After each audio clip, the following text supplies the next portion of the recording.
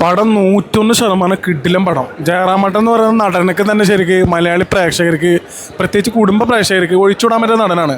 അപ്പോൾ എൻ്റെ ഭാഗത്തുനിന്ന് റിക്വസ്റ്റ് പറയുകയാണെങ്കിൽ ജയറാമണ്ണൊക്കെ ശരിക്കും ഇവിടെ സിനിമ ചെയ്യണം. നല്ല സബ്ജക്റ്റുകളൊക്കെ ജയറാമണ്ണ പോലത്തെ നടന്മാർക്ക് എഴുതണം, ഡയറക്റ്റ് ചെയ്യണം. പുള്ളിനെ കൊണ്ട് ഇവിടെ മലയാള സിനിമ ചെയ്യിപ്പിച്ച തിയേറ്ററൊക്കെ ശരിക്കും പൂരപ്പറമ്പാക്കി വിടും പുള്ളി. അതൊക്കെ വെറുതെ പറയട്ടെ ചേട്ടാ. അത് ഈ കണ്ണ് കാണാത്ത ആൾക്കാർ പോയി പടം കണ്ടിട്ട് അങ്ങനെ പറയണ്ടാവുക.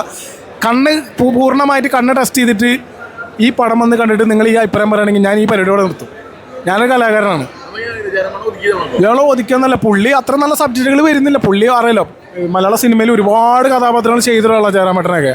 അപ്പോൾ അത്ര നല്ല കഥകളൊക്കെ വന്നു കഴിഞ്ഞാൽ ഈ ജയറാമേട്ടൻ ചെയ്യും. അപ്പോൾ റൈറ്റേഴ്സും ഡയറക്ടേഴ്സും നമുക്ക് പറയാം എന്താ അത്ര നല്ല കഥകളും ഒക്കെ നിങ്ങൾ അവർക്ക് കൊടുക്കുന്നിട്ട് അവരെ ഈ സിനിമയിൽ അല്ലെങ്കിൽ മലയാള സിനിമയിൽ അവർക്ക് സ്പേസ് കൊടുക്കുക.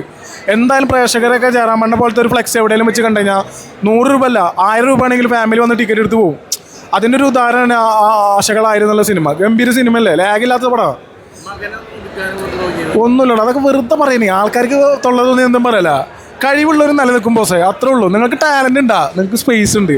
ടാലൻ്റ് ഇല്ലേ നിങ്ങൾ ആരൊക്കെ എന്തൊക്കെ പറഞ്ഞിട്ട് നിങ്ങൾ ഔട്ട് ചെയ്യാൻ പറ്റില്ല. ഇത് കോടികളെ നമുക്ക് പറയാൻ പറ്റില്ല. ഇത് ജനമനസ്സുകളുടെ വിജയമായിരിക്കും. ഇത് കോടികളുടെ കണക്കാൻ പറയുന്നില്ല. ഈ സിനിമ കണ്ടിട്ട് ഒരു കുടുംബ പ്രേക്ഷകരും അയ്യോ എൻ്റെ കാശ് പോയി, വെറുതെ എൻ്റെ മക്കളും ഭാര്യനെയൊക്കെ ഒരു ഓട്ടോ വിളിച്ച് വന്ന് വെറുതെ കാശും പോലെ കാശ് കൊണ്ട് വല്ല ബിരിയാണി എന്നാൽ മതി. അത് അങ്ങനെ ആരും പറയില്ല. അവർ പറയണേ എനിക്ക് ബിരിയാണിക്ക് വെച്ച കാശ് സിനിമ കണ്ടല്ലോ അതെനിക്ക് ഹാപ്പി എന്ന് പറയും. അതിന് പറ്റിയ പടമാണ്.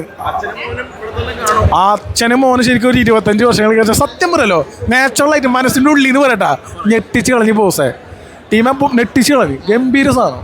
നമ്മൾ സാധാരണ ലാഗ് എന്ന സാധനം നമ്മൾ അതായത് ഈ ബ്രഹ്മാണ്ഡ പടങ്ങൾ കണ്ടിട്ട് അയ്യോ ആശകളായിരം അത് പോയില്ല ഇത് പോയില്ല അതെല്ലാം പറയണേ.